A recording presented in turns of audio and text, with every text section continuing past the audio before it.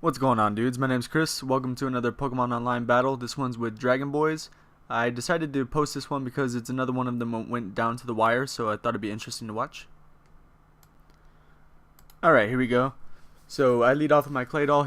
He leads off with his Jinx. He goes for a sub, and I think he's about to try to set up, so I go for Stealth Rocks to get a little setup of my own. And let's see. Next, he goes for a Lovely Kiss. He puts me to sleep. It's kind of a pain in the ass.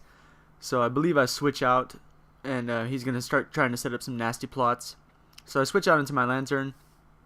And sure enough, he sets up a nasty plot. And at this point, I want to get a sub out of the way as quickly as possible. He hits me with the Ice Beam. Hurts pretty bad. But I hit him with the Thunderbolt, get rid of the sub. Which is what I needed to do immediately. I don't want this guy setting up too much on me. So he pulls out. He goes back in his Claydol, so he's going to resist my Thunder attacks. I go for a Thunder Wave trying to hit the Jinx. But on the switch, it doesn't affect Claydol at all. So he goes for a Rapid Spin, spin away my Stealth Rocks. Which kind of sucks, but I go for a super effective Surf. He's bulky, but it still does pretty good chunk of damage.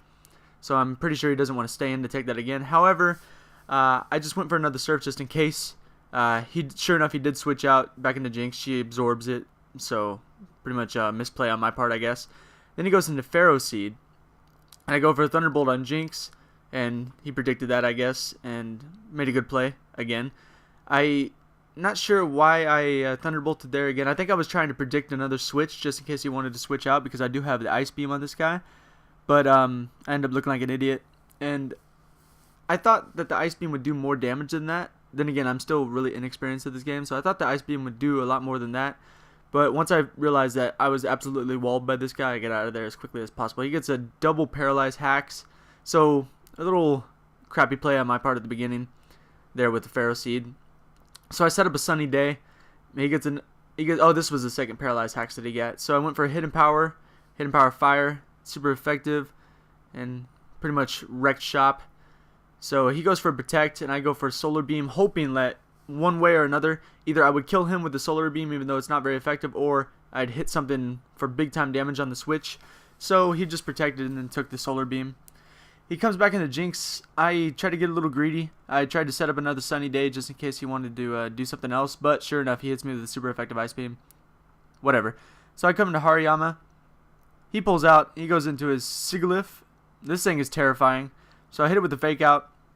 I see that it's holding a Flame Orb, so it's probably his Sweeper. So I pull out Hariyama before he can get wrecked.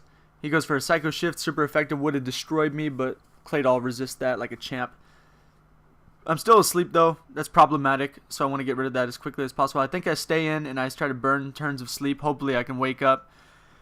But it's very risky because he starts setting up nasty plots on this Jinx. And I'm still asleep. I'm still getting, I think, a third turn of sleep. Maybe the maximum 4 turns or something like that. It's not looking good for me. So I end up waking up. I believe I go for an Earth Power on the wake up to get rid of the sub. But he's sitting pretty right now. He puts me asleep again with the Lovely Kiss, which is really annoying. And I believe I switch out, probably because I'm fed up and frustrated. I go back into Lantern. He sets up a sub again. At this point, I'm getting real fed up with the substitutes. So he hits me with the Ice Beam. I resist it, but it still does a big chunk of damage. I Thunderbolt again to get rid of a sub. And I believe he just simply takes me out right here at this point. The good thing about this is the fact that he has a fully set up Jinx, so he doesn't want to switch at all. So I bring in Hariyama, and I'm going to start out with the Fake Out. And I know he doesn't want to switch because he's already fully set up. So that'll flinch him, and I'll get a free turn, and then I'll hit him with the super effective in a second here. I'll hit him with the super effective Bullet Punch, which I don't think he knew I was packing. And we'll take out his fully set up threat before it even becomes one, really. He goes into Galvantula. I'm not sure what he was thinking here. He hits me with the Bug Buzz. That's not very effective at all. I go for a Close Combat, and although that's not that great of a move in this situation, I mean, it does a lot of damage to him. So then I follow up with the Bullet Punch, also not very effective, but I kind of figured that it would kill him at this low of health. But my Flame Orb damage burns me, so it's a double down. But I'm pretty happy with that exchange. He goes into Hitmonlee. I didn't think he was packing an Earthquake, and that absolutely destroyed me. I was really mad about that one. That was unfortunate.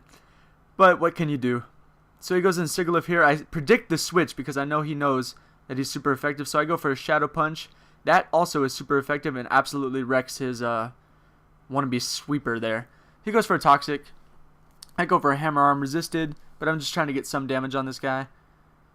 But this is not the attacker I need to be using for this guy. So I switch out. I go into my Clay Doll. He sets up Stealth Rocks, but I can just spin them away, and he knows that. And I believe I do so right now.